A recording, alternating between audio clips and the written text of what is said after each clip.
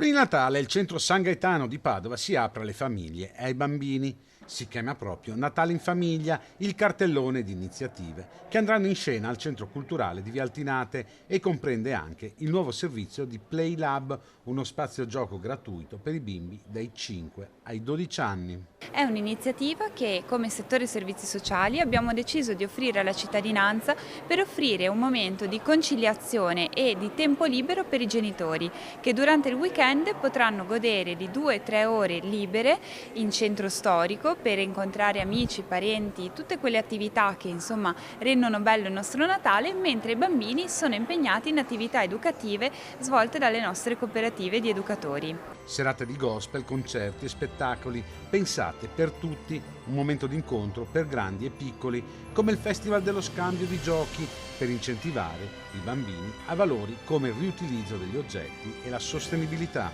Sarà una novità assoluta, un gioco di condivisione nel quale si potranno scambiare giocattoli, si potranno scambiare regali in modo positivo, anche